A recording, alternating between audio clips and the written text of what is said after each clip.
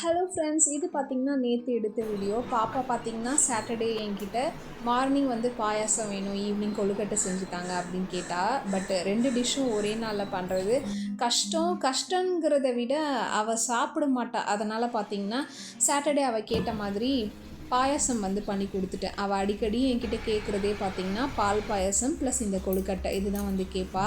Sunday morning எழுந்த உடனே பிரேக்ஃபாஸ்ட்லாம் எதுவும் ரெடி பண்ணல. டைரெக்டாக பார்த்திங்கன்னா கொழுக்கட்டைக்கு தேவையான திங்ஸ் எல்லாமே ரெடி பண்ணிவிட்டு கொழுக்கட்டை பண்ணுறதுக்கு வந்து ஸ்டார்ட் பண்ணிட்டேன்.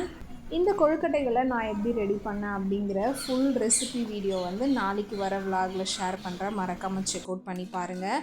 நான் ரெடி பண்ணியிருந்த கொழுக்கட்டை பார்த்திங்கன்னா கொஞ்சம் கூட விரிசல் விடவும் இல்லை, உடையவும் இல்லை. நல்லா சாஃப்டாக டேஸ்டியாக பர்ஃபெக்டாக வந்திருந்தது. பாப்பா எழுந்திரிக்கிறதுக்குள்ளே பார்த்திங்கன்னா கொழுக்கட்டை வந்து ரெடி பண்ணிட்டேன். பாப்பாவுமே பார்த்துட்டு ஹாப்பி, சாப்பிட்டுட்டு நல்லா இருந்தது அப்படின்னு சொன்னேன்.